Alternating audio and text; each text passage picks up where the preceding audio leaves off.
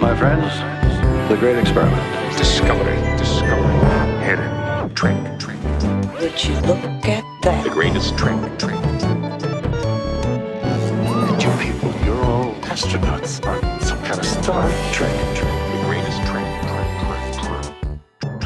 Welcome to Greatest Trek. It's a new Star Trek podcast from the makers of The Greatest Generation. I'm Ben Harrison. I'm Adam Pranica. How you doing, Ben?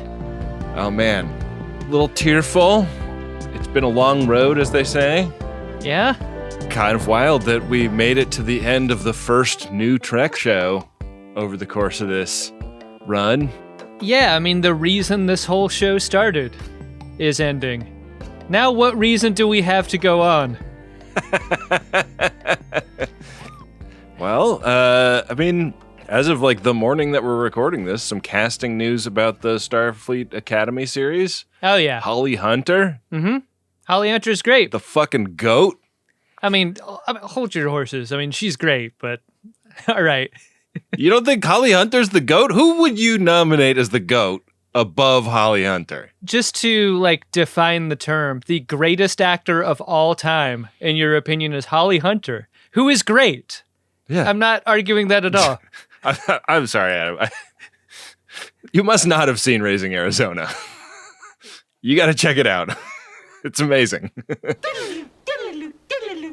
All right, I'm on board now.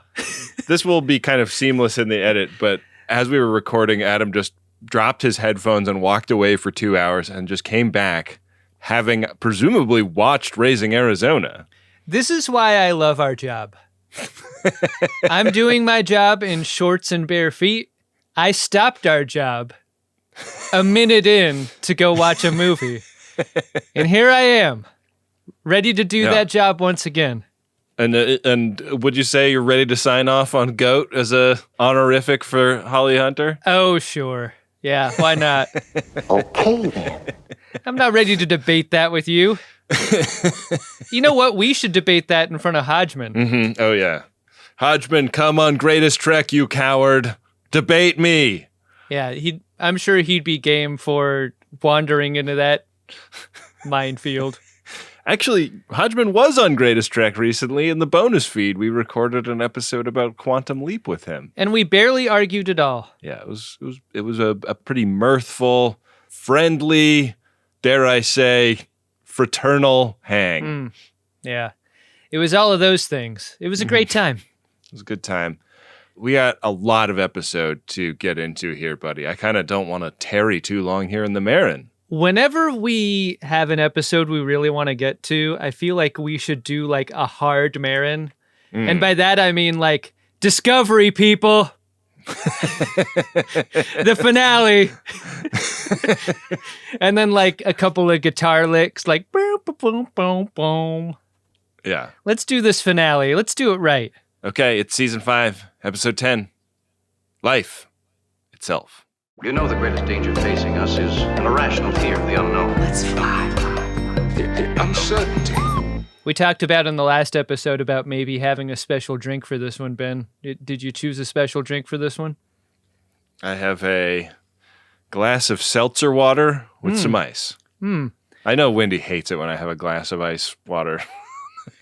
Show. I mean, I think she hates the seltzer part specifically. Because it makes me burpy? Yeah. Yeah. It's a bad choice. I'm so hooked on the bubs, though. Yeah. Yeah, I bet Wynde was hoping that when you reached for the bubbly water, instead Hershey syrup came out of the replicator. Ben, our cold open is a view of the portal to the Progenitor tech. It is still in the middle of those two black holes. It seems to be going through some changes as time goes on, getting a little more electrically charged or whatever. Yeah. A little shimmery. Hair is appearing in places that this portal has never had hair before. I kind of wish it stayed as Barrel, like as like Donkey Kong Barrel. Yeah, I didn't really see what it was that caused the barrel to break apart. Like, I'm guessing it was just debris that hit it when they lost gravity on the Breen dreadnought. But yeah, I would have just bought barrel, you know? The thing about Beryl is antithetical to Star Trek Discovery at this moment, because Star Trek Discovery is beautiful. Yeah. It is beautiful visually. It must not be a Beryl at any point for even a minute longer than is necessary. We zoom into this hole, this progenitor hole, and the zoom through reminded me of like an iTunes visualizer from like the early days of like downloading MP3s onto your computer. Did you feel a moment of panic when you heard these voices, and then one of the voices sounded very, very Borgsy? Like, you can't put this effect on a voice and make a person think in a season or series finale that there's going to be some fucking Borgs thing happening. I was prepared for that.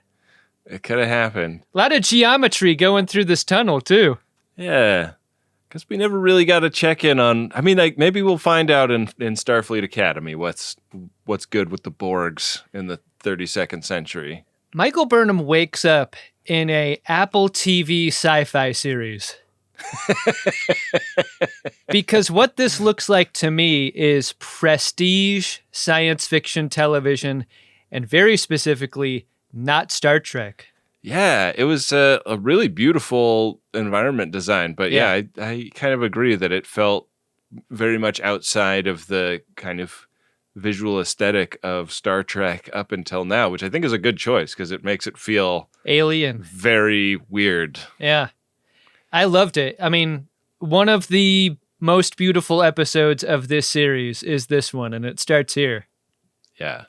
So she's got to figure out, where she is, how to get around. She, sort of is trying to broadcast to Discovery. I guess she's presumably recording and broadcasting, or trying to broadcast, because she's not reaching Discovery on comms, but she is sort of narrating what she's going through, what she's thinking. No sign of the Breens, no sign of Maul, and all these kind of windows that seem to be kind of like three-dimensional, right? Like you see frames, but there's also like corners of different environments like jutting into the reality. And she picks a leaf and she like goes up to one of these windows, and the leaf kind of like floats in the weird liminal space between where she is and what's on the other side.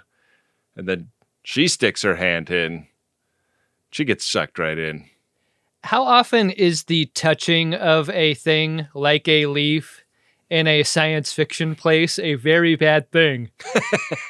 I was just amused at Michael Burnham's choices here. She's like, that light's where I should be going. That's where the progenitor tech is. And then she very specifically doesn't go to there. She grabs a leaf off of a bush, and then I fully expected like spores and vines and shit to like go up her arm or whatever. Right. There's that moment where she like gets to the edge of one of the panels that she's walking on, and there's like mountains below her. It's an open floor plan. And I was like, oh, is she trying to like go around? Like, is that gap too wide for her to feel like she can? Like, we've seen this woman jump astonishing distances before, and we'll see it again in this episode. But she doesn't want to jump over that. Yeah, it seems as though the space on the floor, on the wall, on the ceiling, all around, they all go to places. And the place that Michael Burnham goes is not one of the beautiful scenes that we have seen in passing that you can get to from this room. Like, you see a couple of them and you're like, oh, beautiful screensaver mountain, and so forth. This one is Twister Planet at night. And she falls in slow motion and does like a wrestling bump. Like the perfectly flat back bump into the rocks. I loved this. This planet reminded me a lot of Galorndon Core. Well, you couldn't see more than 2 meters in front of yourself down there. She finds the Breens that she was looking for. One of them's out. Another one like runs out of the mist and tackles her as she's trying to explain. Maybe collaborating is the better way. I mean, maybe the Breen couldn't hear her. Maybe that's been the problem the whole time. I mean, so loud. I'm not seeing like speakers on the side of the Breen helmet. Right. Yeah, like those new army helmets that have like the big cutouts so that they can wear headphones within them. They don't have that on the Breen helmets. No. This is like a Breen, right? It's hard to tell whether this one or the other one we see is the very first. He doesn't have a rope hanging off of him. He is pissed. He's so pissed, and this situation is affected by the strong hurricane force winds. And my favorite part of this fight scene is the boulder fight. They got to hold on to the boulder as the winds increase. And they're like fighting one-handed at each other. And you know Michael Burnham's going to win a fight with one arm attached to a boulder. This guy flies away. We never see him again. This guy is picked up by the wind and flung into the wild blue yonder. Unlike Michael Burnham's braids, which are hanging from her head down toward the floor, they do not whip around in the wind at all. I mean, that would be a hell of a weapon at a time like this. Yeah. This is sci-fi. These braids being impervious to wind. Yeah.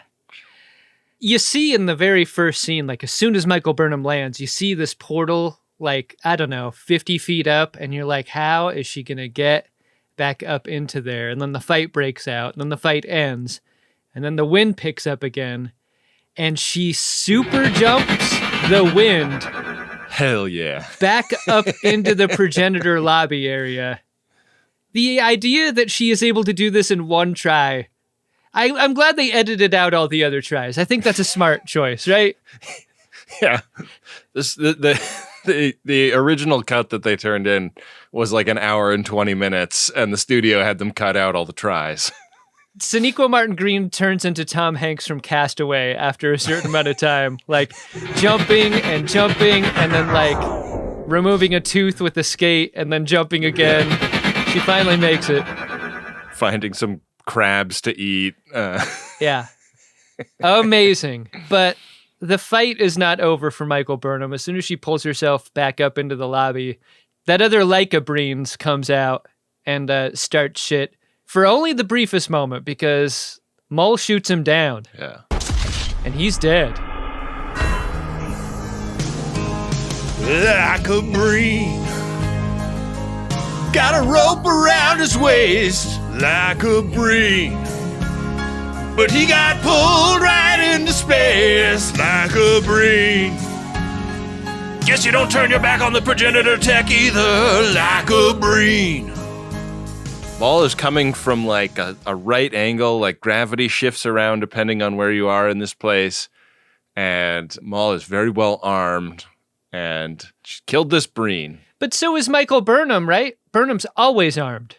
Yeah, Burnham can snap her fingers and have a gun appear, which she never does in this episode, because she's a diplomat first and foremost, and she persuades Mull to join her in a sort of uneasy alliance to get the tech and do everything they can to save the life of Locke. That gaping leg wound doesn't look too good. Yeah. Burnham takes a look at it and is like, hey, why don't you take 2 of these? And it's a dermal regenerator. This is... You don't need a reminder, but just in case you do, a character who has tried at every point to kill Michael Burnham and has turned down all help in the process. Mull does not want to be a part of whatever Michael Burnham is doing. She does accept the dermal generator, and she does, instead of putting her gun down, just like lower it. That's the best she can do in this scene. And together they go toward the light. And that is the end of the episode. What seems to me to be sort of a death allegory. Mm-hmm. Like they both go into the light, and that's it. Well, did you like the series, Star Trek Discovery? I mean, it saved time. That's for sure. The greatest trek Is yet to come. We cut out to Discovery, and we learn that the Dreadnought is heading over to the Progenitor Hole, and Disco is as well. And then they also have the fleet with Tahal, the other Primarch, on its way, and they'll be there in 60 minutes. So that's our timeline. Rayner is looking to, try and stop the dreadnought from messing with the hull, basically.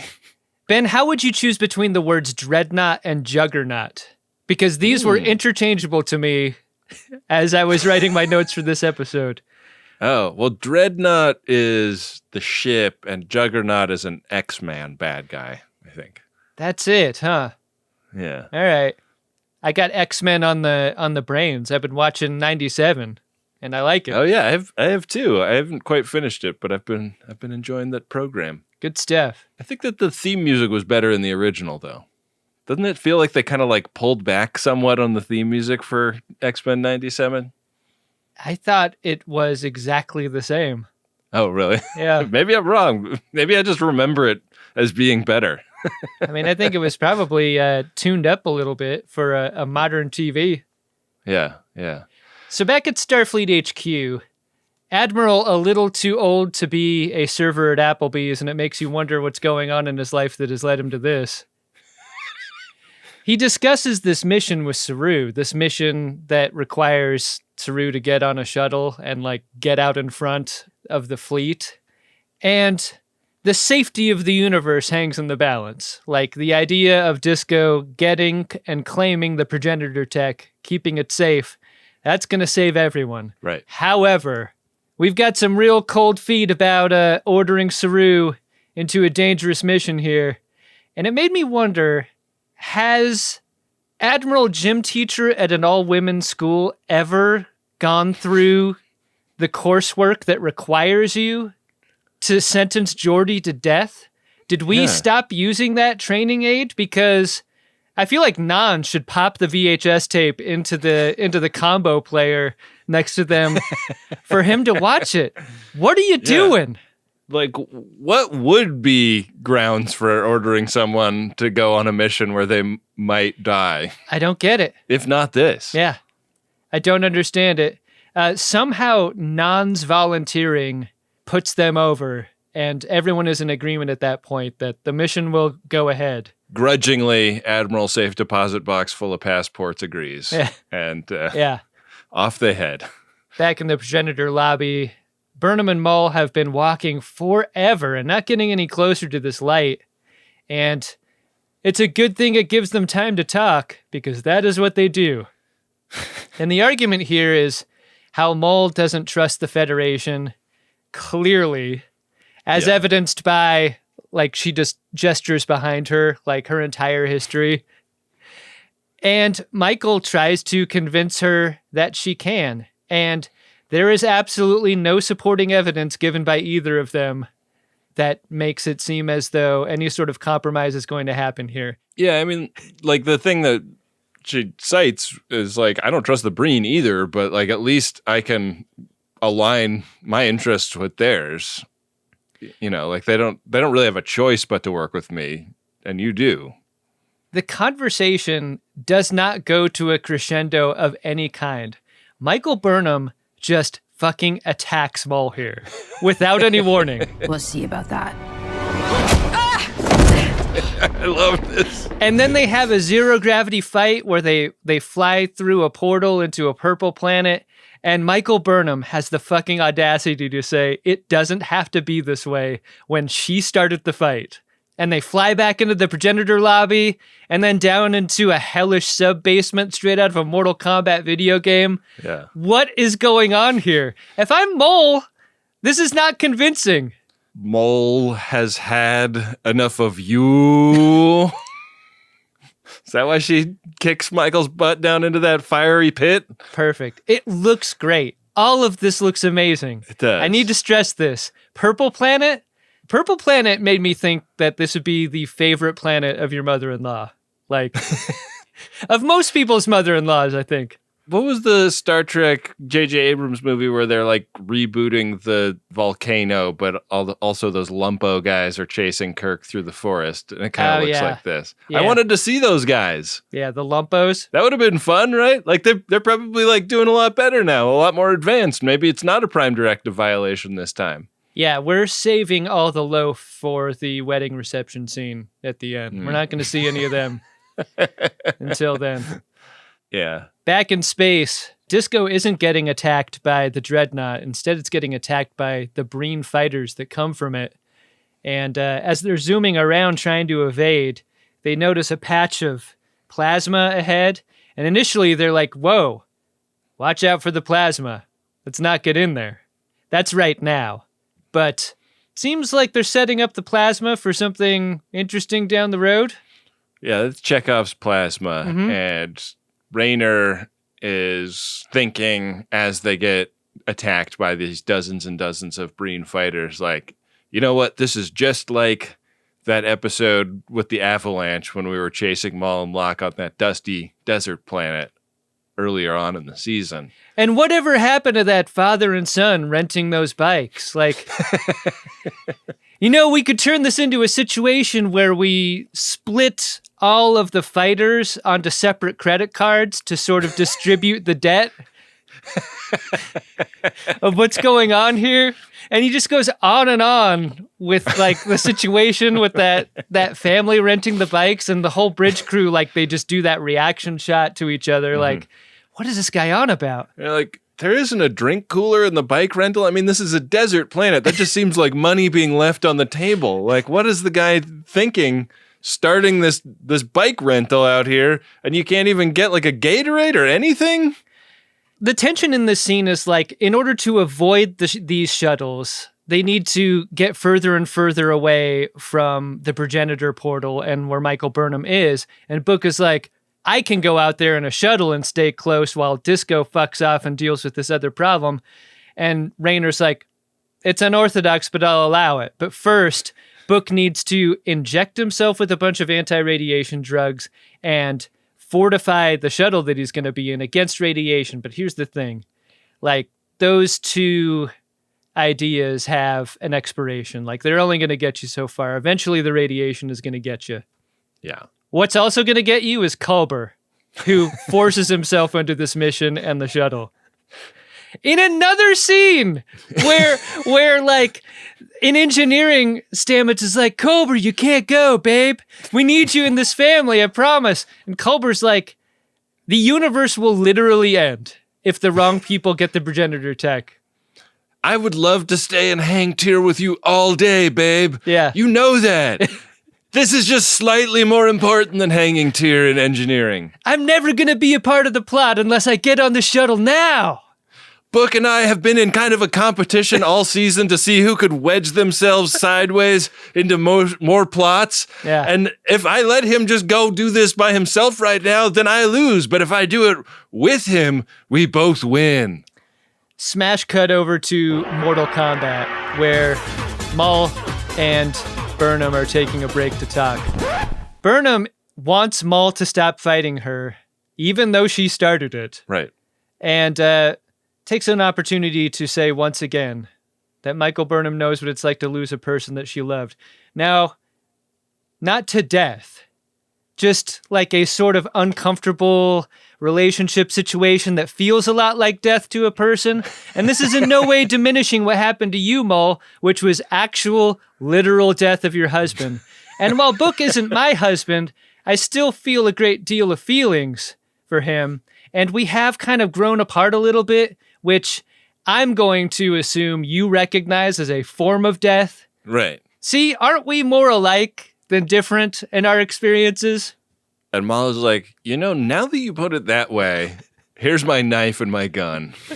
I'll throw him into the fire pit. Let's work together for now. I love what Burnham does with her promise. She's like, look, I can't speak for the Federation. They're big, and they have a lot of voices, competing voices even, but take it from me. I promise, from me, to help you. I thought this was nice. I mean, like, if they'd wanted to draw this scene out, the obvious pushback from Maul is like, okay, but like you can't promise on behalf of the Federation. You just admitted it. And like, if they override you, like, you're not going to quit your job. You're not going to like resign your commission over this. Like, you don't give a shit about me. If I were Maul, I would also ask to not be surprise attacked anymore by Michael Burnham. That should be on the table, I think. I mean, surprise attack turnabout is fair play, as we will see. Mm-hmm. But for now, the uneasy alliance is reestablished, And we cut outside to Disco, where they are getting ready to kill all of those fighters with that plasma cloud. Yeah. Can they ignite it? Fuck yeah, we can. Yeah. Shoot a torpedo at it. The greatest trick.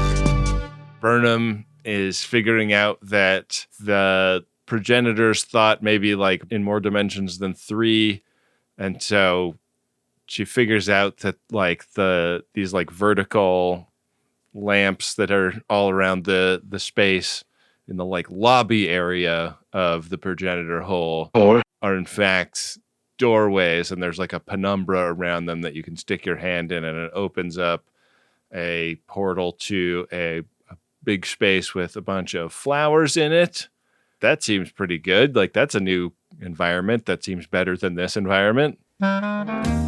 Now, when you're installing a light fixture in your penumbra, you're going to want to get an electrician that has the ability to install in all 4 dimensions. We've cleverly disguised the ballast in a 5th dimension so that even if it goes out of alignment and starts humming, you won't hear it in our normal 3-dimensional space. There is a moment here where you get the scene and you get the react. And there is a great moment of beauty react here that happens with Maul and Michael Burnham that is just great. And it's one of the magic tricks of Star Trek Discovery is that you can get as close as you want to get on Sonequa Martin Green's face. And it's always beautiful and it's always expressive. And this moment is an example of that. Like, I see that it's beautiful. I see the reaction to its beauty, and like, I'm there. I'm on the level of what's going on here. Yeah, it's never misaligned Yeah. in this show. Like, there's definitely been Star Treks of the past where people have gone like, wow, amazing. And then the camera turns around and you're like, huh? Come on. This fucking junky ass set is what you're pitching to me is like the beautiful palace you just walked into? That's just a puppet that says Lou, Lou, Lou for some reason. Lou, Lou, Lou, Lou, Lou, Lou, Lou, Lou. That's part of someone's amazing collection of artifacts. Speaking of amazing, we got to see what's going on Saru's shuttle. Right. Saru's shuttle is about to decloak right in the front of Primarch Tahal's Breen fleet. And after he does this, Saru asks for and is granted a FaceTime with Primarch Tahal. And Tahal is as impatient and dismissive as any Breen we've ever met. Ambassador Saru, are you insane? It doesn't seem like this is going to work. Really doesn't. You know everything you know about Saru up until this point, and you think he's just going to get pushed over. You do. I mean, he makes the pitch like, hey, we're trying to stop a big war from breaking out over this. I know you've got your own agenda, but hey, cool trade route if you want it. And Tahal basically slams the phone shut, and Nan is like, well, is that episode over? Or... And Saru is like, I got some key information out of that. What information that might be precisely, I'm not going to tell you for dramatic effect. But now I have to figure out what to do with it.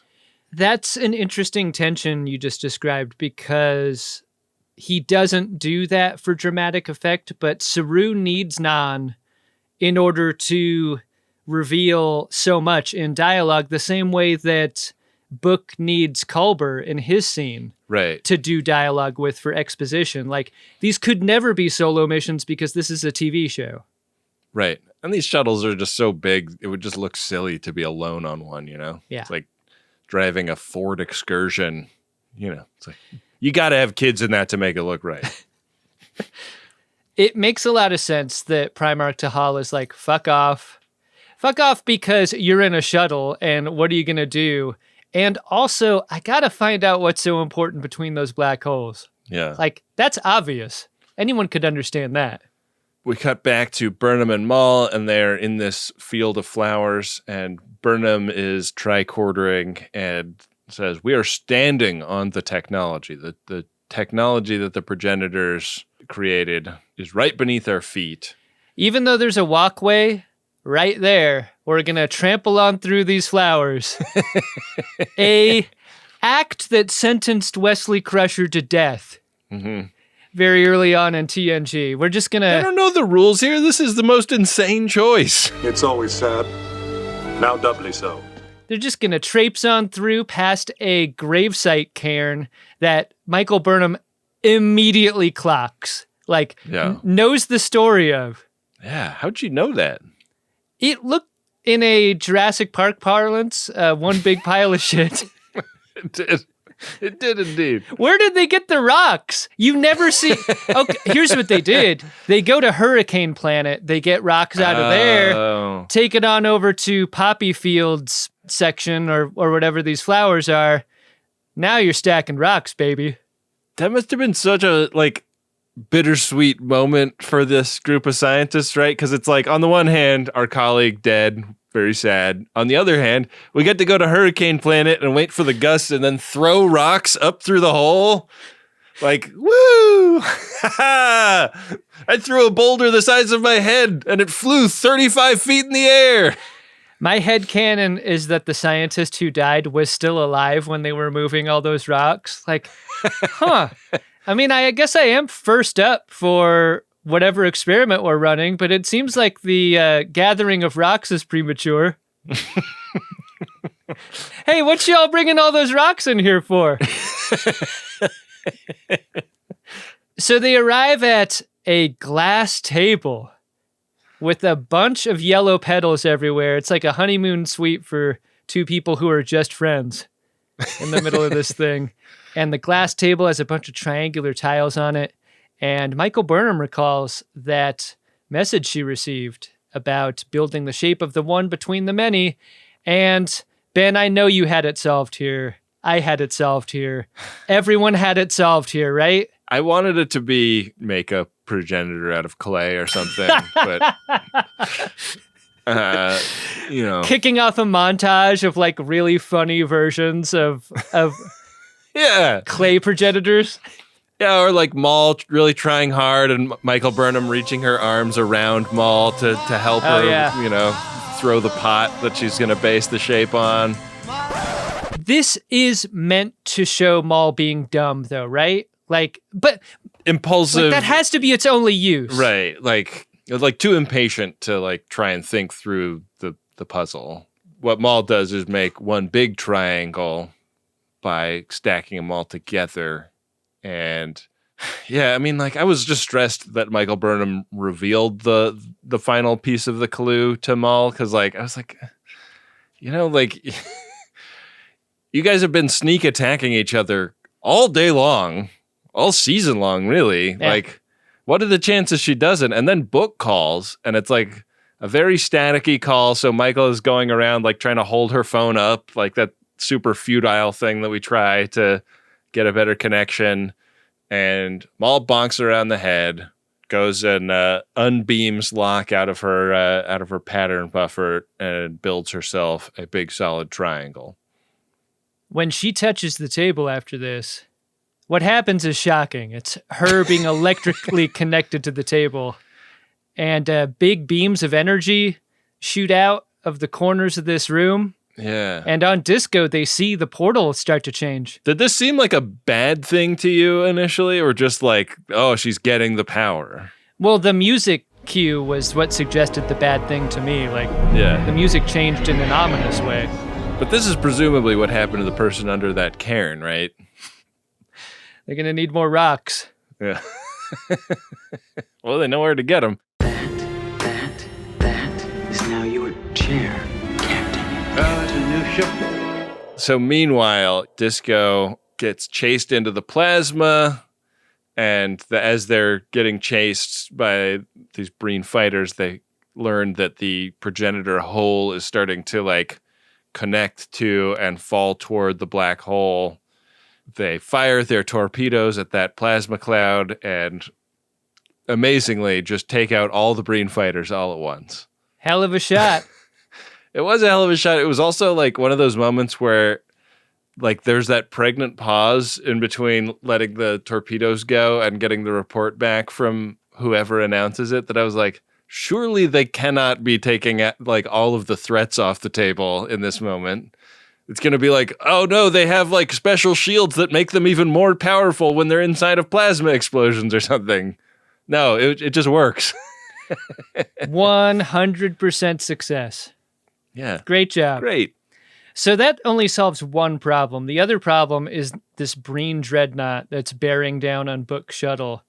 And that means for some reason the shuttle must lock a tractor beam onto the portal.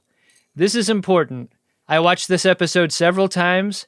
I don't quite understand why it's important. Because the hole is like getting sucked toward the black hole. So they gotta... to keep it from getting sucked, you're pulling it out. Yeah, it's like a tug of war. They've got to like... Okay. They don't have enough power with the shuttle to pull it away from. Okay. So... It's just to keep it in place. That's what's going on here. Yeah. All right, so the trouble is they can't get a lock with their tractor beam onto this thing until Culber offers up the subspace resonance frequency, like in the debate scene out of Old School, where Will Ferrell just starts like... I believe strongly there will always be a need for us to have a well-articulated innovation policy with emphasis on human resource development. Thank you. His eyes kind of roll back into his head, and Culber has the exact frequency, and Book is like, blown away. How could you possibly know that? He doesn't have time to be blown away. He needs to enter these numbers to get the tractor beam to work, and it does. Yeah. 2 huge problems taken off the list in rapid succession. The tractor beam ignites the plasma that's all around them and destroys the portal in the shuttle at the same time. Third big problem, Saru is given a 30-second departure window by Tahal. So he radios Tahal up and calls her a coward as he gets ready to fly away. And Tahal is like, fuck that, and reappears on the FaceTime. All you have to do is neg them, Ben. Yeah. That's all you have to do. And she's just Puddy and Saru's dog dick fingers. A Breen Primarch is Marty McFly, and really all you need to do to bait Marty McFly is call him Yella or Chicken. You know, whatever's period appropriate. Yeah. What did you call me, Griff? Saru has Primarch Tahal right where he wants them because he makes the case that killing him ruins all of Tahal's chances of becoming the leader of the Breens, and that he knows all about that secret base that the Breens have got, and he's more than happy to dox that base out to all of the neighbor species who are just so down to attack it. Yeah. And Primarch Tahal is like, oh, Twitter has gotten really awful lately. And it's like, wow, coming from you, that is really saying something. It's not clear whether or not Primarch Tahal believes Saru or not, but then Saru does that Larry David stare from Curb Your Enthusiasm, and they play the music during it. Like reverse shot back and forth, and Saru's head kind of tilts. They're kind of squinty. You can tell that Primarch Tahal's squinting at him. Yeah. And then she turns the fleet around. Yeah. They change course. Saru and Nan. Nan was basically in this episode to a couple of times ask Saru the question, so is that it? And that's what she asks again. And Saru's like, no, we should cloak our ship and see if they like leave anybody behind. Rachel Ancheril like looks at her sides and she's like, I think I got pages, like duplicate pages. Because like I highlighted my dialogue and like I have the same page 37. Burnham wakes up from her bonk on the noggin amidst those flowers. The flowers are really getting trashed in this episode.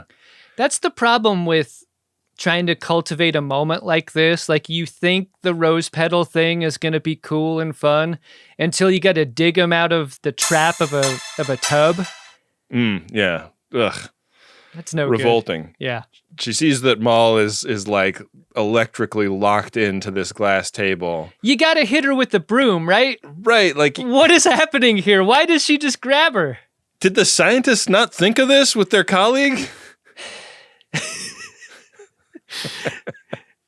There should have been just like a stack of wooden boards next to the gravesite. Yeah. That would be useful. That would be great. Yeah. Use in case of electrocution. There's just like a baseball bat, a wooden Louisville Slugger baseball bat leaned up against the glass table. The final clue. Yeah. So Burnham just grabs her and rips her from the table and then promises Maul to help her and everyone else. Yeah. So she goes and solves the puzzle the way that I think everybody watching figured out. Yeah. Make a big triangle out of the littler triangles where it's the negative space. This is like an escape room experience where you're like part of a group where not all of you are friends and you're just watching someone do it wrong. And you're like, God, I cannot believe we spent money on this. This fucking sucks. Thank fuck I took that microdose gummy before we went in here, because I would be like crawling up the walls watching this bozo trying to figure this out. Finally, you're like looking up at the digital clock tick down and you have 10 minutes left. You're like, God, could I please just do the triangles right? Move! She does the triangles right, Ben. She appears in a kind of like, they kind of just shift the white balance of the space. Go from gold version of the space to blue version of the space. Like a negative space, Ben. Like what color is the dress space? Wow. Yeah. Is it blue and black or gold and white? Only the progenitors can answer a question like that. Did it seem as though the background for this looked like the very beginning of the Paramount logo, like with the falling stars? Before you follow the 1 star up and over the mountain? Oh, yeah. Wow. Kind of looked that way to me. I wonder if that was the inspiration. Yeah, I don't know. Weird moment for the Paramount logo to appear. They did not get Salome Jens back to reprise her role as change leader. Yeah. I think she's like in her late 80s or early 90s. So unwilling to wear the loaf. Yeah. This progenitor shows up and this lady made a choice, and that choice is every line is delivered in slow motion. Because we were allowed reshoots, there is no limit to our runtime. This progenitor is dead. Yeah. Michael's like, you're dead. And the progenitor's like, yeah, I am, but this is a liminal space where our minds can exist. And I love how, for as slow as the progenitor talks, this progenitor gets right into the task at hand, which is she has got to teach Michael Burnham as quickly as possible how to use this technology. And I kept waiting for the because part of this. Like, if I can teach you how to do this, my curse will be lifted and I can finally be free from this place. It seemed like she's been waiting for so many years and she's just aching to pass this work onto someone else. Yeah. And she wants so badly for it to be Michael Burnham. I knew you would come. My strength has left me. She really does. I mean, that was like a little bit unclear to me. Like, has she like been just in like bored out of her gourd for 4 billion years, or is she in her own time period and they're meeting like transdimensionally in this liminal space? Right, because she makes it clear that the danger happening outside is not anything that they need to rush back to, because the time that exists in this place is different, untethered from that. Yeah. Yeah. So I don't know. There's also another bit of information that's probably important for Maul outside, which is that with this technology, you can make life. You can make a life, or you can make lots and lots of lives, but you can't create copy life that also contains life experience or memories. Like, you could create another lock, sure, but that new lock is not going to have any of the traits of the old one. Like, he'd just be a birdie. So if a character dies, they can't come back to life with this technology, which implies the slogan, Genesis can do what progenitor don't. Genesis Does. Genesis Perfect. Genesis Genesis Perfect construction. Yeah. That's so good. We need to score a lot of platinum fast. Licensed businessman.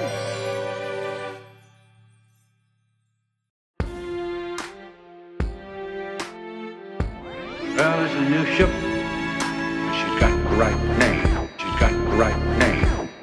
Now you remember that, you hear?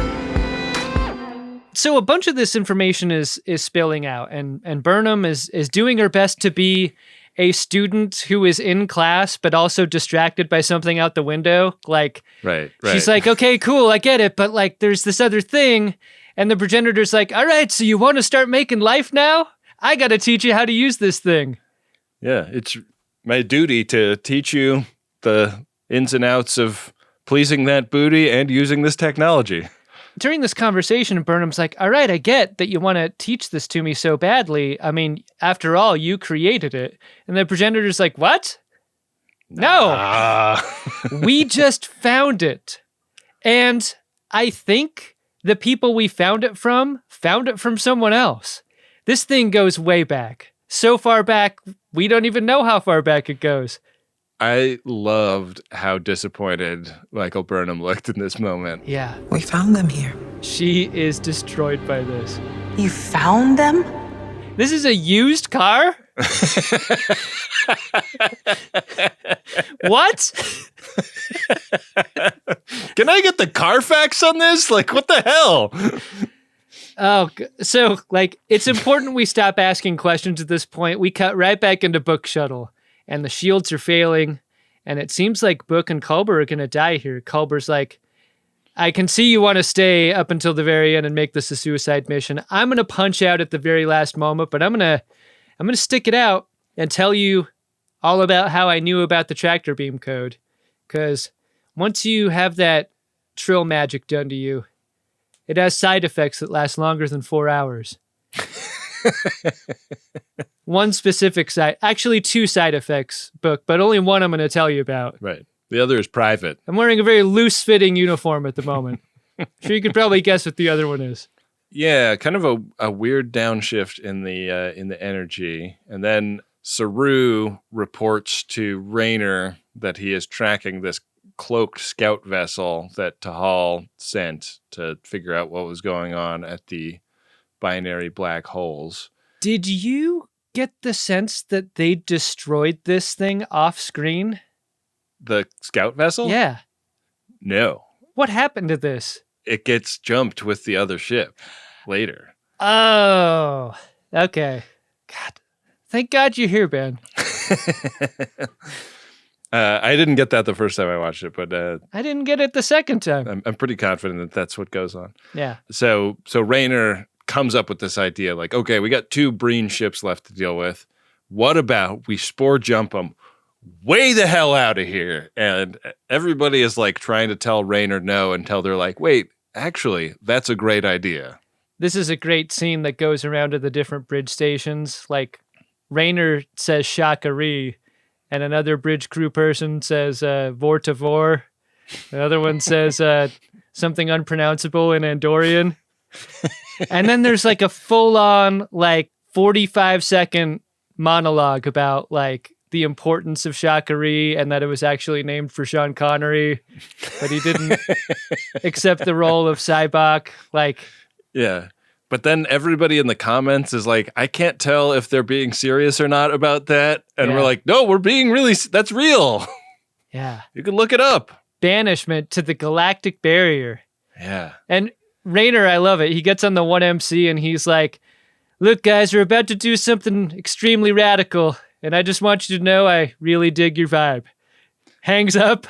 Very brief captain's speech. Yeah. And they're like, okay, to do this, we have to separate the saucer from Discovery, but we only have 2 minutes. And I love this. Reese is in the back of the bridge and he's like, fuck, how long is the theme song for Star Trek Discovery? Did we know you could separate the saucer? Or is this just a big fun reveal? This is a big fun reveal to me. It's great. So they create 2 poles on either end of the Breen ship out of their 2 pieces, but we don't get to see anything yet. We cut back to the Progenitor portal where Michael Burnham learns that the offer on the table, if she's willing to accept it, like the Progenitor like writes something on a piece of paper, slides it across a glass table. Michael Burnham's like, you and Kovich have like interesting access to 20th century paper technology. Like, where did you get authentic Post-its. The Progenitor kind of tense her hands in front of her face and is like, what would you say to running this entire operation? Now, look, there's no pay, but this would be great exposure for you. Right. I mean, with this on your resume, you can pretty much write your own ticket. After a few years running this, do whatever you want. Michael Burnham is torn here because on the one hand, she becomes the A story for the entire universe. But on the other hand, she could just remain the A story for anything disco related. Right. And the Progenitor's really encouraging in this moment. I think maybe a little too heavy-handed. Like, I kind of want to look at the Glassdoor reviews of this workplace before I accept this job offer because, the Progenitor's coming at her pretty hard. Yeah. Turns out the Progenitor, like, kind of creates a sort of a toxic work environment where it's like, oh yeah, we lay off, like, the bottom 10% of our workforce every year, and it's just like, fuck you, because we don't need you. Michael asks the thing you need to ask in any job interview where you're offered the job. She's like, so how did the person in my position leave? And the Progenitor just points to the pile of rocks. Ooh, if there's a pile of rocks during your job interview, guys, I'm looking at the Friends of DeSoto through the camera right now. That is not a job you should take. You should go. Yeah. And if there is a pile of rocks, check to see if there's like a lanyard and an ID badge on top of it, you know? So Saru and Disco kind of maneuver the Breen ships together. Saru like flies his shuttle so that the scout ship will be really close to the dreadnought. And then the two halves of Disco go on either side and using quantum entanglement and spores cause the Breen dreadnought and the scout to jump to the galactic barrier. It will take them a long time to get home. We cut over to the galactic barrier, and you can hear this voice that's like, "You have found me. You have done well. Bring your ships closer." Ben, I loved this effect, and I love the magic trick of making it feel the scale that it is. Somehow, you feel the energy of this enormous ship doing the spin and blurping out of space. I love everything that made this possible. Somehow making it smaller in frame makes it feel bigger. Yeah, it was really great. Let's not forget that everyone on that Breen dreadnought was just trying to get Locke alive again. And we're just trying to ride for, I think, the good guys in the Breen. Like, were we supposed to root for them in some political way? I don't know. I tend to stay out of Breen politics. You were happy that they were 10 years away at maximum warp? I mean, but they get to meet God. Yeah. That was a big favor they got done for them. They are probably really confused about the beard. He doesn't even wear a helmet, and he calls himself the Almighty. So we're back with the Progenitor, and the goal of this whole thing was to create infinite diversity and infinite combinations. That's what the Progenitors were there to do. Because they were alone. Like, whoever created them created monoculture, and they didn't like it. I love how the Progenitor is like, we did all that. That's done. Michael Burnham, you can do whatever you want with this great power. And Michael Burnham wants to sleep on it. Yeah. I need time to think about this. And so the Progenitor's like, cool, look, it's easy to leave this place. Here's how you do it. But before you go, I'm going to put my hands on your head, and you were going to watch 4 billion years of Fox decomposition videos in the span of like 30 seconds. And once we go through all this, and to the other side, when Michael Burnham wakes up, this is why you hire Sonequa Martin Green, because the reaction to this, I think, is something Holly Hunter could never do. Holly Hunter could absolutely do this, Adam. And you will see that on Starfleet Academy coming next year to Paramount Plus. I loved it. It's like she had a fire hose of information connected to both ears and like she experienced it. Like the expression is amazing. I love the reaction of this.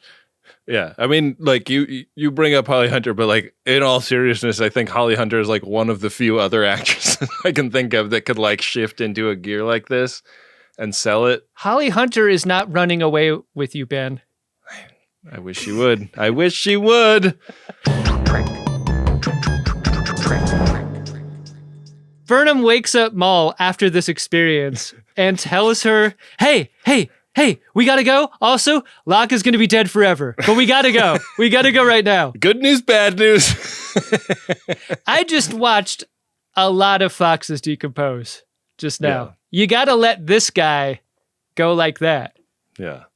So Book gets him out of there, and we have a McLaughlin group. Issue 1. With a special guest. Saru is there.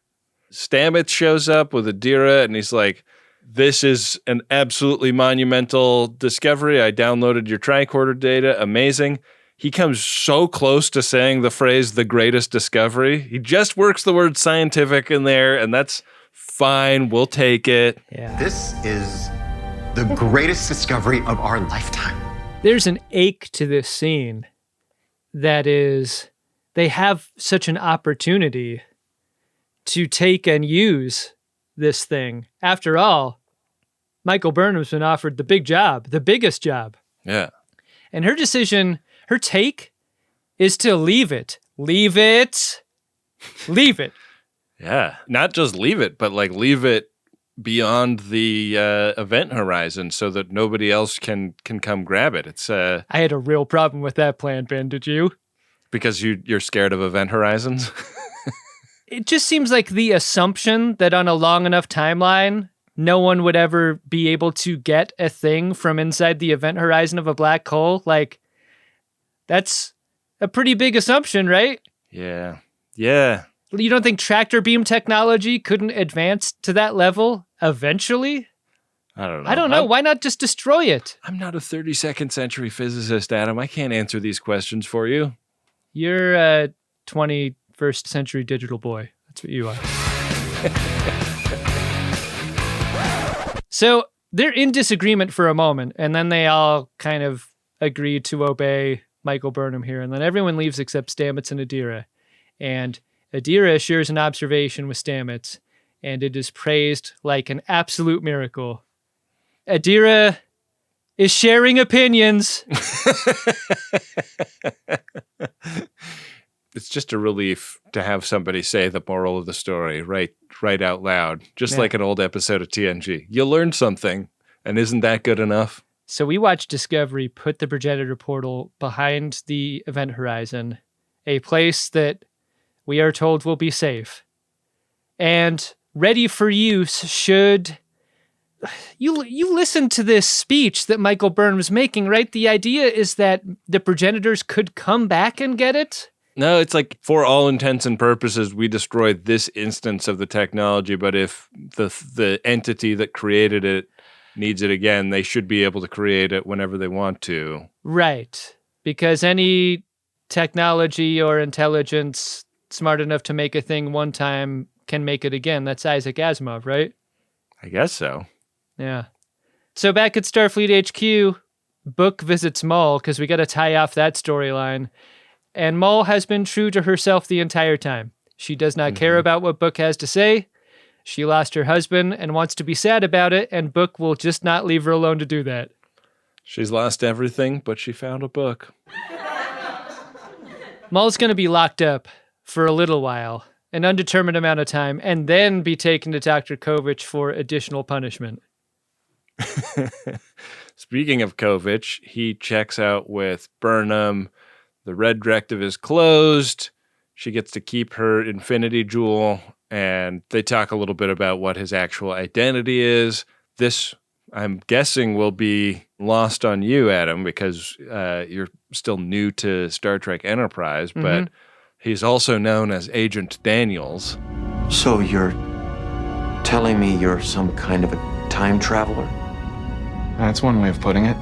He has lots of like old Star Trek stuff, including Geordi's visor and Ben Sisko's baseball. No water polo ball up there? No dog bowl full of cheese? This is not an opportunity to play polo, or pollo. We only do that on our mainline Star Trek series. That's another show. Uh-huh. But we would have played it had that water polo ball been in this scene. I just wanted to say that. Yeah, we can import whatever we want across show lines. We get the Kelpian Vulcan wedding that I predicted.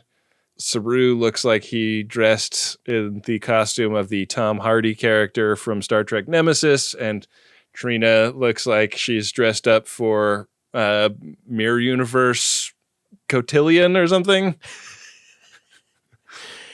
Question. Where is this wedding? It's on Kaminar, right? Yeah, it was like on Kaminar in like a crystal dome that was floating over the beach. Crystals! How much of an...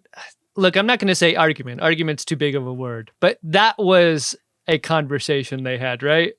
Yeah.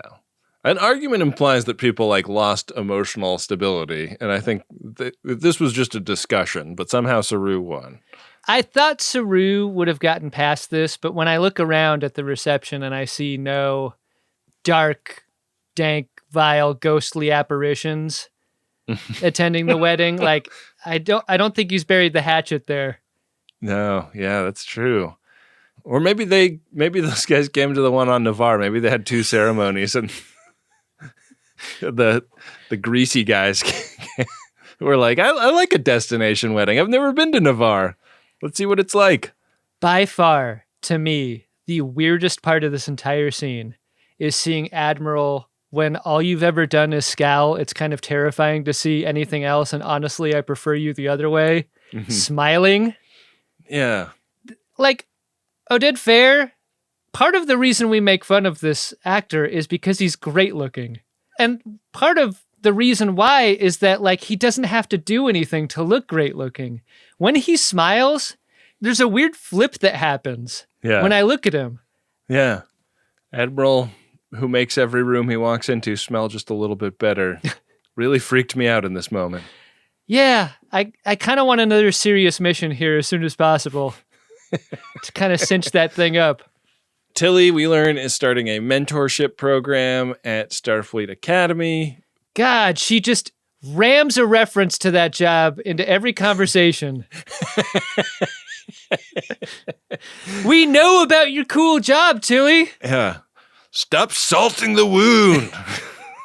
Michael's like, I got offered kind of a cool job myself, and absolutely like nukes Tilly forever and ever. Yeah. Tilly, does your job include being the custodian of the most powerful technology known to the universe? Yeah. By any chance? Then shut the fuck up. Book shows up. He cleans up nice. Where was this pirate ponytail before?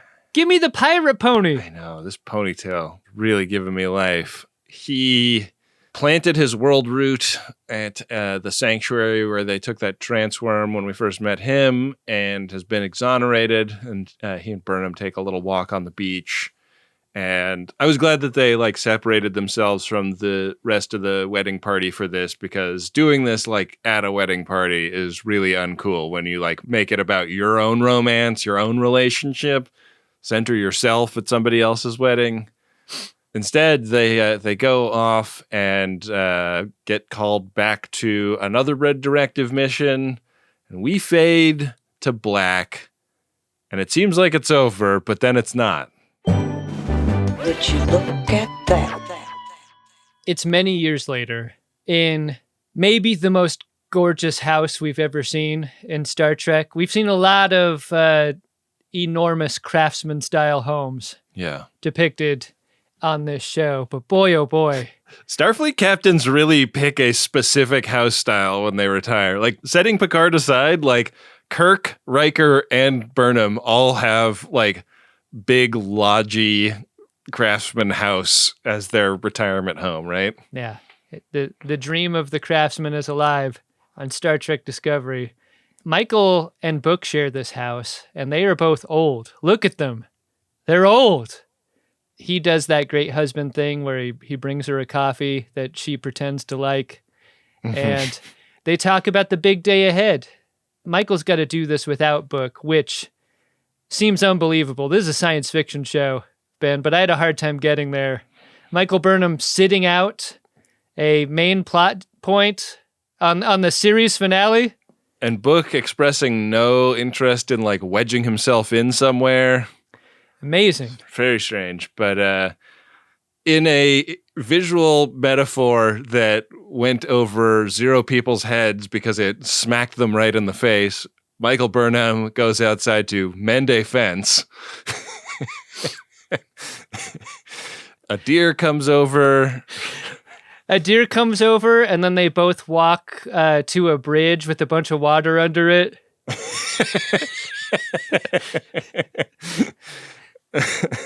Like she tends to the chickens, and there's like a fox approaching the hen house. What else? What else, Ben? Hurry. Before the fox gets too close, she counts all the eggs that have still not yet hatched. The deer are a big problem on this planet. Yeah. Because evidently this one damaged the fence, yeah? I guess. Yeah. And like the ticks. Woof. Yeah. Don't get me started. There's a shuttle incoming to pick Michael up. And on this shuttle is their son. And he's wearing a captain's uniform. And she's surprised it's him. She thought it would just be a regular Uber driver. But no, this is a moment that they can all share together. It's a really proud family moment for them all to celebrate the fact that their son has become a captain.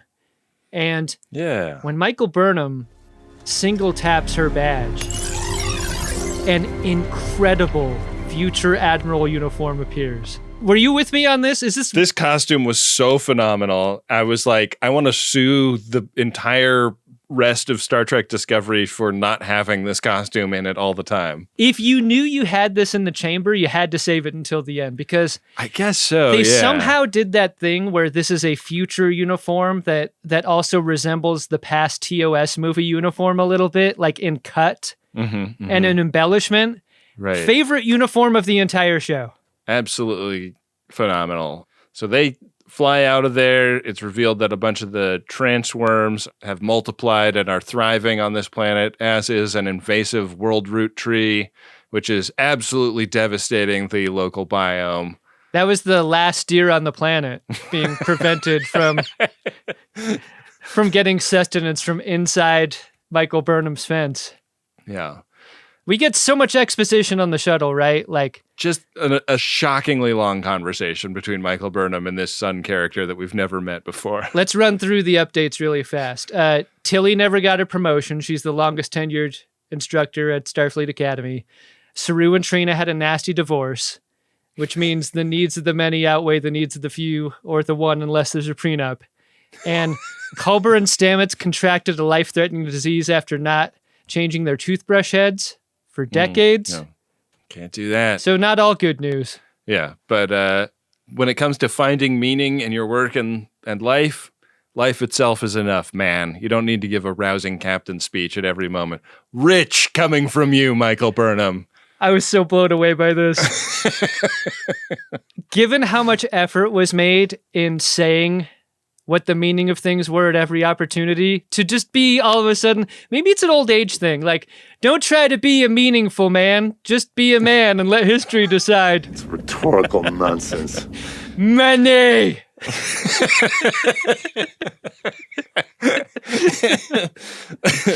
So they get to Starfleet headquarters, which is, it's not bigger, it's just there's more of them now. Mm-hmm. And they are de-Aing the Starship Discovery. Not de-aging it, they're de-Aing it. Oh, I bet so many FODs are hoping that you DA this show. Just go ahead and grind the A off of our show notes. Reconfiguring it to like its original look without the separated nacelles and everything. It's a final mission. Michael Burnham boards the bridge and explains this to Zora, that there's another red directive. Zora is going to be parked in deep space to wait, literally just to wait for the plot of Calypso, the Short Treks episode, to catch up. catch up with her. Do you remember the tragedy of the end of Calypso? Is that Zora, as the keeper of Discovery, was given an order to stay in place. Yeah. And the character on that short trek's craft is like, let's go together. Let's get out of here. Like, I'm going to see my family. You've reminded me how much I love my family. I'm going to go see him. You should come too. Zora's like, no, I must obey orders. And she stays forever. I thought that was a tragic ending to that episode. And so I felt a little pang of of sadness that's where this ship and Zora was going. At one point, the most important intelligence in the universe as computer of this ship. Yeah. A very strange choice. Like, I don't, as a fan, need to have Calypso be worked back into the continuity. Like, I was fine with that being an interesting story that didn't necessarily need to connect, but they went to great lengths to reconnect to that story, and at least we get like a little goodbye moment with our cast, like the bridge crew that we barely knew get to, hug and high five in slow motion for a little while.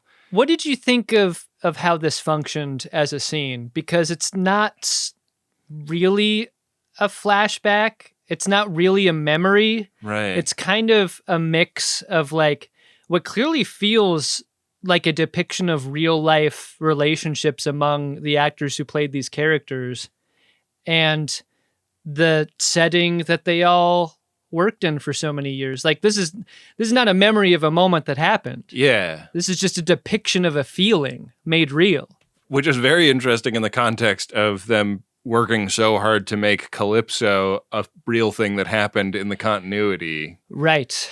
Yeah. But yeah, like, I mean, it's kind of what we predicted, right? Like, especially with Detmer and Owo being in there, like, it just sort of seems like they needed to give everybody one last moment on screen before we go. I love Emily Coots looking directly into camera and going, I shaved half of my head for this. She's been gone. She's been doing other stuff. Yeah. She had to shave again. Yeah. And then we get this very nice, like, all the ships lined up to honor Discovery as it departs for this final mission. Seems like Stamets must be aboard because they spore jump out of there. So I guess he's wasting away from his toothbrush disease, but it hasn't claimed him yet. They've got two severed hands that are like attached to like mechanized droppers, like the claw game at a video arcade. Like, there's two of those, and there goes Stamets' hands into the goo. Yeah, yeah. You see the goo slip through it, and it's like, damn it, another quarter. Well, if they unrefitted Discovery in all those other ways, do you think they wound it back to the original spore drive technology, where it was a booth and not hands? Oh, and it stabs him? Yeah. Jesus. What do you think of that?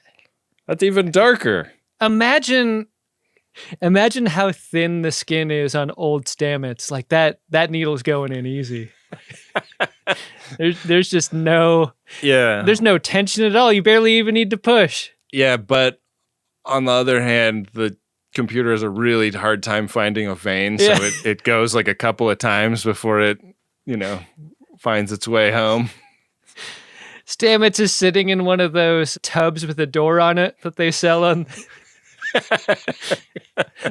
24-hour news channels. Like, Hover-round park just outside.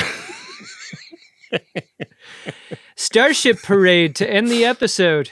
Yeah. And upon spore jump, we fade to black, Ben. That's it.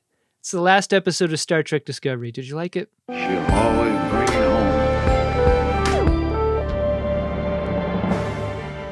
I did. I mean, last episodes are a special breed because you can't really do like what you do with a standard episode with the last episode of a series. And I'm glad that they didn't try to, end the plot right at the 0 mark of the end of the episode. Like, I think that it was a nice choice to give us some epilogue.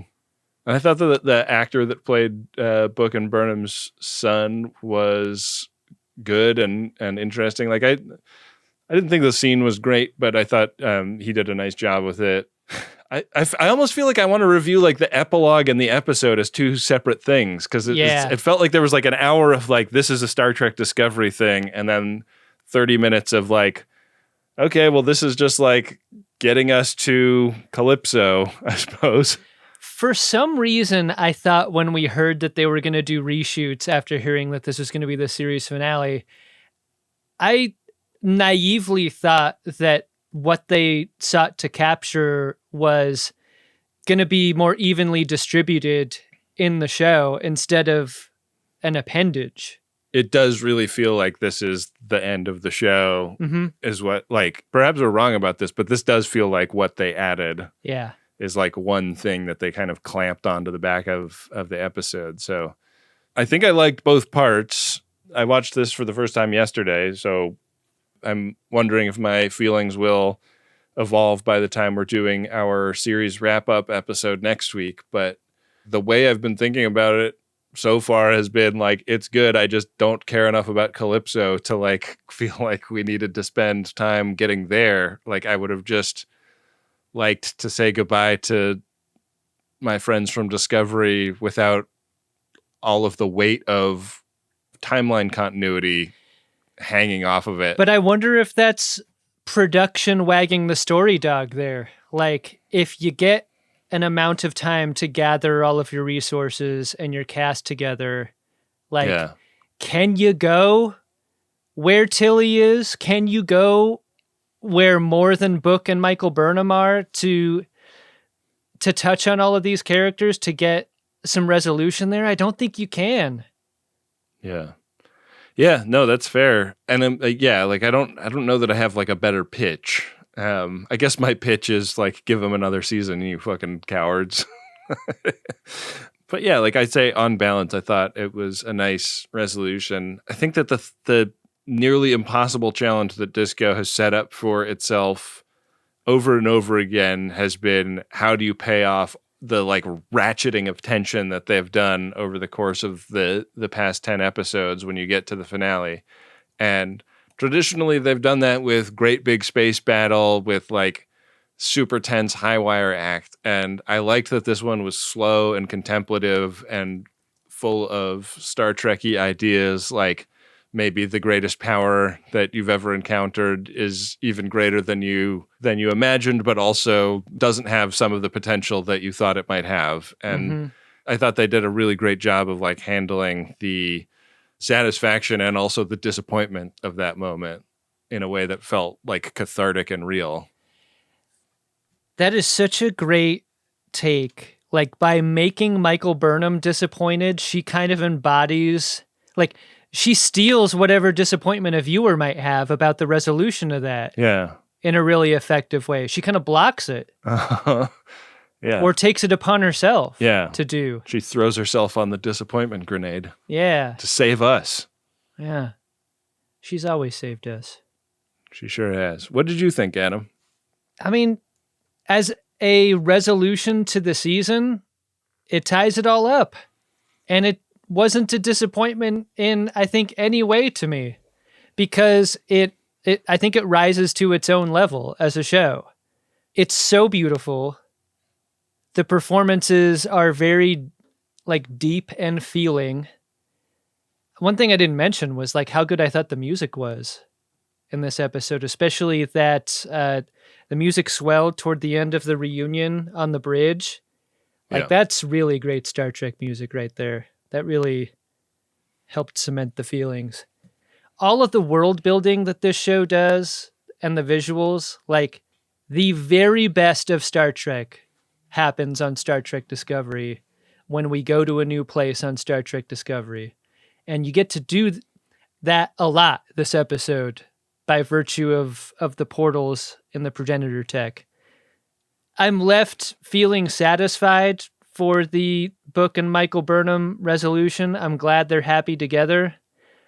I don't need their son, and I don't care about him, and I don't care about Calypso. Yeah. In a way that I feel steals some time from other areas, like you said. I think one thing that scene with the sun revealed to me was how good Sonequa Martin Green and David Ayala are at acting future-y. Because the sun felt like a dude. Like I know that guy. Yeah. That guy was my boss. Oh, he's doing the dirt off your shoulders thing. Sure, yeah, like, that was fun, but, like, I think I might have just preferred Michael and Book there, living their quiet lives.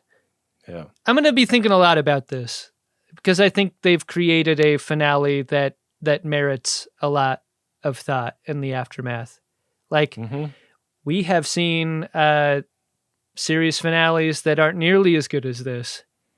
Definitely. And if you're asking me if they stuck the landing, that might be an answer best saved for a series recap next episode. Did I like this episode? I did. Well, do you want to see if you like anything in the Priority 1 inbox, Adam? I can tell you right now, Ben, I do not. Priority 1 message from Starfleet coming in on secured channel. Adam, Priority 1 message here from your Dr. Kenneth, the hot nerdy one, not the EMH that I definitely did not name myself after accidentally. And it's to they who are my partners, aka Cody and Kara at the big gay house on the corner. The message goes like this: thank you for watching and loving Star Trek with me. Y'all are truly the best crew to boldly go through life with. And I can't wait to discover everything this world has to offer us and the kiddo. If this comes out on time, I'll be getting top surgery in 2 days. Hey! Which means bed rest and even more Trek. But truly, thank you for loving me and supporting me through all this. Hell yeah, Dr. Kenneth. Live your truest self. Absolutely. I mean, I've always thought the best part of any surgery was the watching of the TV. Yeah. During recovery. All the Star Trek that earns you. Hey, watch as much as you need to recover. That's my advice. Absolutely. That's great. Thank you, Dr. Kenneth, for that delightful message. Here's a message from Ira W. Gooch. The Gooch! That message is to Ben, Adam, and the team. I'm paying $100 to get past the why didn't you filter. Oh, no. I mean, that's how you do it, Gooch. I loved Seagate and Star Quest, Far Precinct, Battlescape, and all the rest, but why didn't you review Firefly? Not shiny? Not shiny at all. I think that Firefly was outside of the range of time we were looking at. It sure was, Gooch. Yeah. We were looking at like mid to late 90s for the most part, and I think we got a couple of early 2000s things in there, but I'm not against reviewing the pilot of Firefly at some point. We'll get there someday. Pilot season, people enjoyed. We'll probably do something like it sometime soon. Not next time we have a gap. We already got an amazing plan for that. Yeah. If you'd like to get past the why didn't you filter and leave us a message or leave a message to your loved ones, it's maximumfun.org/Jumbotron to get that done. And we got a lot of inventory coming up. Definitely consider doing it. It's funny, as soon as I mentioned the why didn't you filter, P1 started to fill up. It's a fucking mess. Ugh. I'm sorry, Ben. Sorry I did this. It's okay. It's nice to get defensive on the internet for a change. Hey, Ben. What's that, Adam? Did you discover yourself an Edward Larkin? I gotta give it to Michael Burnham for that surprise kick attack on Maul in the progenitor hole. Like, what are you doing? You're trying to team up with her. Don't kick her. I can't remember being more surprised on this show than I was in that moment. And then for her to be all righteous about it at the end. Yeah. Yeah. You know, Maul should have been in sickbay. Like, the reason she's there should be less about what the progenitor tech did to her electrocutionally and more about like the blunt force trauma she endured from fighting Michael Burnham. Ben, I'm going to make mine Michael Burnham too for a totally different reason. And that is when someone offers you the greatest power in the universe, you always say yes. You got to say yes. You just got to take it. You can always say no later, because if you have all the power in the universe, you can take that away from yourself. It's true. See what I'm saying? But you only have one chance to say yes, and she blew it. You blew it. Damn, she did. That's what I'm saying. That's a good point. Yeah. She felt like she was pressed for time, and it was explained to her that she was not. She was not. I did not. Yeah. Yeah, I'll never understand that decision. Learn all the contours of the ultimate power and then make a decision. Can you imagine the reception she could have been able to create for Saru and Trina's wedding? Oh, I mean, it looked like they spent a pretty penny on that wedding, but it could have. How'd you like to spend nothing thanks to Michael Burnham's awesome power? Here's a question. Free to those who can afford it. Very expensive for those who can't. We should save this for the next episode, but I need to say it so I remember it. Okay. If Michael Burnham accepts the job to have all the power in the universe, is Book too intimidated to like what effectively is a proposition on the beach at the very end? Wow. Or is he like, I could never admit my love for her. She's too all-powerful. Wow. Well, we'll answer that and many more questions Yeah. on next week's episode. But before we go, we've got to do a warning bois. This is the segment of the show where we shout out somebody that has mentioned us on the internet, potentially putting new listeners onto our show in a way that is a good filter so that people that won't like what we do won't come listen and then leave us a 1-star review. Prepare a buoy and launch it when ready. Warning buoys. An emergency buoy. A warning buoy. The warning boy today is a YouTube video, as it would happen. The YouTuber at Low Value, LOWEVALU, has animated another clip from The Greatest Generation. This time, we were talking about an opening of an episode of Voyager, whereas 7 of 9 was just playing piano, and then it faded out. Another masterful animation of you and me in 7 of 9, and it was really fantastic. Low Value, real talented animator, and I hope they keep these coming. This is great. Yeah, it's big fun. Loved it. We'll share it far and wide if you want to see it, and we'll also put a link in the show notes. Yeah, so if you'd like to hear your words coming out of our mouth or hear us talking about one of your creative projects, post about the show online. Really helps us get the word out there, and we really appreciate it.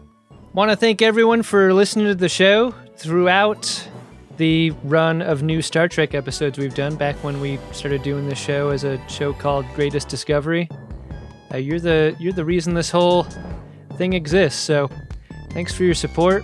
Indeed. Thanks for coming along with us along the way. We'll see you for all the new Star Trek series to come. Yeah. Until then, here is our great and talented producer, Wynde Priddy. Bye-bye. Greatest Trek is an Uxbridge Shimoda podcast on the Maximum Fun Network. It's hosted by Ben Harrison and Adam Pranica, and it's produced and edited by Wynde Priddy. Next week, Ben and Adam will be back with a series retrospective for Star Trek Discovery, and there will also be a very special guest joining for that, so don't miss it. If you appreciate Greatest Trek's coverage of new Star Trek and you want to see the podcast continue, the very best way to support it is as a member. When you set up a membership at MaximumFun.org/join, you'll get instant access to a huge backlog of bonus content plus new bonus episodes coming out every month. A free way to help out the show is to leave a 5-star rating and review on Apple Podcasts, and make sure you're subscribed to the Greatest Trek YouTube channel as well. Nick Dittmore created the show art, and Adam Ragusia composed the theme music that you hear on each episode. Thanks also to Bill Tilley and Rob Adler for running all of the @Greatest Trek social media pages that you can find and follow. There are also great FOD run communities on Facebook, Reddit, and on Discord at drunkshimoda.com. Thanks for listening. We'll see you next week on Greatest Trek.